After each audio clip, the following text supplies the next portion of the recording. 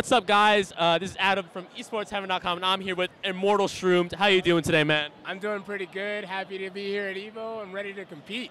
Okay, that's what I like to hear. Now, tell me a little bit about your matches today. You entered Melee. Walk me through them. Any trouble? Any surprises?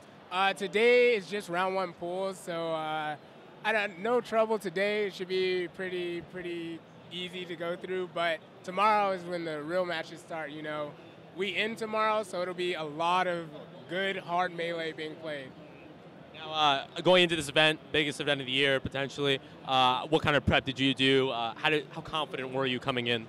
I'm very confident. I housed Armada, who's ranked #1 right now, and so he stayed at my place for a week. So it was kind of just, you know, wake up, go to work, come home, smash literally until my body gave out. So I've been in the hyperbolic time chamber, so I'm feeling very good. Okay, so obviously having the best player in the world kind of helps out a lot. But tell me a little about what it's like to train against Armada. You know, you play against him in bracket often, but what's the difference in, you know, going into the hyperbolic time chamber with someone like that? Yeah. So when we play outside of tournament and we're just practicing, we do a lot more, you know, theory crafting, and we discuss things that we aren't sure why someone, like, he made a choice or what choices I made that were bad. So we can really dive deeper into our gameplay when we're just having a session and not really at a tournament or anything like that. Because even when we're playing friendlies, you know, there's a lot of fan interaction and people around, so you don't really get the one-on-one kind of critique that you get when you can stay and play at home and have a private session. So having them for a week, I really learned a lot about my play, and I also learned I'm much better at this game than I thought. Okay, that's a good thing. I was about to ask, you know, in that 1 week of training, what's the #1 thing I would say that you learned that helped you prepare for this tournament? I would say consistency. That's one thing about Armada's play that really separates him from the rest of the players is he kind of has just a really high base level of play, and he doesn't stray too far from that, you know. And I was really trying to get my play to be as consistent because it's tough.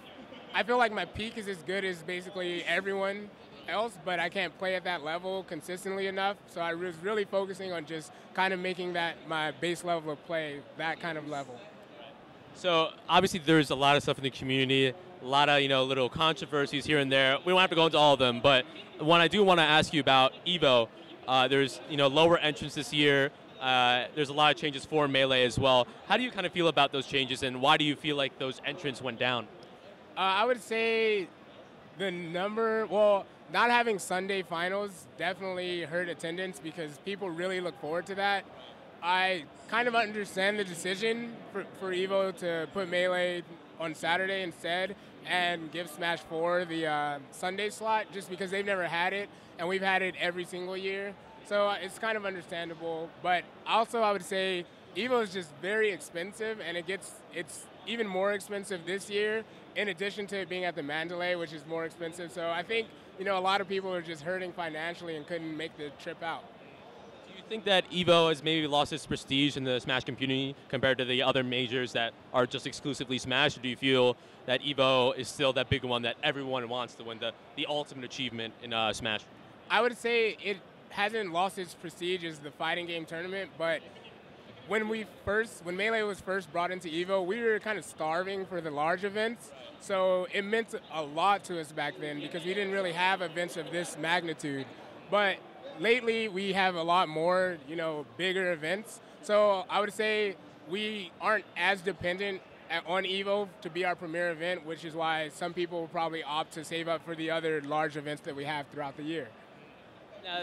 Having so many other events, that kind of adds on some things because we haven't seen the exponential growth, you know, we saw, you know, in Genesis 3 and for other tournaments, you know, the numbers of entrants seem to have died down or plateaued a little bit. Do you think, you know, Panic Launch should be going up, or do you think there's a specific reason why we haven't seen that growth continue this year?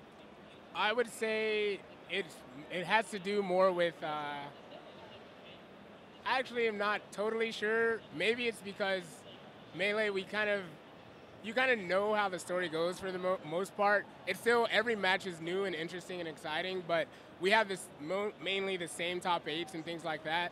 But as of late, we're having newer players kind of break out, and I think that'll really revitalize the scene once, you know, once once no-name players are starting to upset the gods and things like that, it'll really get people more interested in the story. And, you know, people want to see the gods fall, and that hasn't really happened. So as soon as that starts to happen, which I think it's definitely coming, it'll revitalize the scene.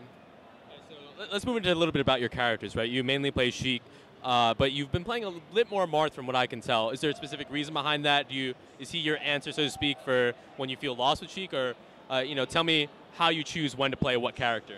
I'm still kind of working on that, but generally I picked up Marth mainly for Fox because I really struggle in the Sheik-Fox matchup. It's really tough. It's Sheik's toughest matchup probably, so Marth kind of plays the matchup the same, but his execution is just easier.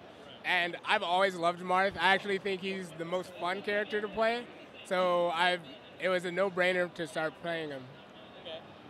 Do you feel like she can still win a super major, you know, beat all the gods and all that, or do you feel like you have to have some sort of secondary and she simply is not viable to go all the way alone? I definitely think that Sheik has what it takes to win an entire, you know, national level tournament, but, you know, at least for me, my Sheik isn't well-rounded enough in every single matchup, and I just prefer to play Marth against certain players, you know, and characters like Ices as well. One of the biggest moments for your year this year, because you used Marth, you almost beat Armada. You know, one of the gods, obviously, you've beaten other gods before. Tell me a little bit about how that felt for you, almost, you know, making it, crossing that bridge. And also, what is it about Armada that's so difficult? It always seems like that wall that everyone hits, whether it be Axe or West Balls or something like that, you know? I would say that, I mean, I felt great about my set against him and my set against Leffen at Smash and Splash 3. It was it's pretty tough. I would say Armada's just too consistent. It goes back to the consistency I was talking about, is in that high pressure moment when, you know, someone's finally about to take them down, they might get a little flustered or they're, you know, emotionally charged, which could affect their play, when Armada's just calm and calculated the whole way through. So I think that's what really is going to separate people from being able to beat him or lose to him every time. You mentioned earlier, you know, when you were training with Armada that you did have a full-time job, right? Yeah. How do you balance that with playing at the highest level of this insane game? I would say, you know, I just like to be busy. I'm a very active guy, so I kind of prefer having a lot on my plate. You know, I work in gaming as well, so I work at NVIDIA in the gaming department, so I'm still just doing gaming, and I enjoy it, and it doesn't really interfere with my Melee practice or anything. Yes, I have less time than others to devote, but I'm more of the mindset where if you use your time wisely, you don't need, you know, 20 hours a day of practice. Yeah, I was about to touch on that. You know, if you look at Michael Jordan or Roger Federer, Tiger Woods, you know, these guys dedicate everything they have to be the best at their game. Do you think that that's something that's required to be the best at a game like Melee, or do you feel like Melee you have more of a say in terms of maybe I don't have to, you know, devote my entire life in order to be the best? I wouldn't say it's required to focus your entire life, but I would say it definitely helps. Obviously, the more time you can put into it, the more you should be able to get out of it.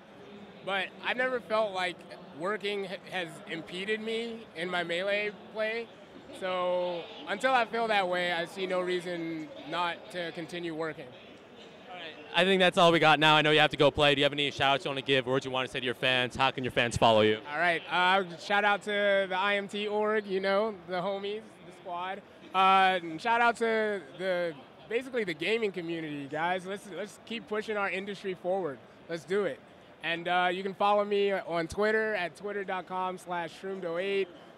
twitch.tv/shroomed, and also follow Immortals at immortals.gg. All right, guys, there you have it. Thank you so much for watching, and stay tuned to esportsheaven.com for more coverage of EVO 2017. We'll see you guys.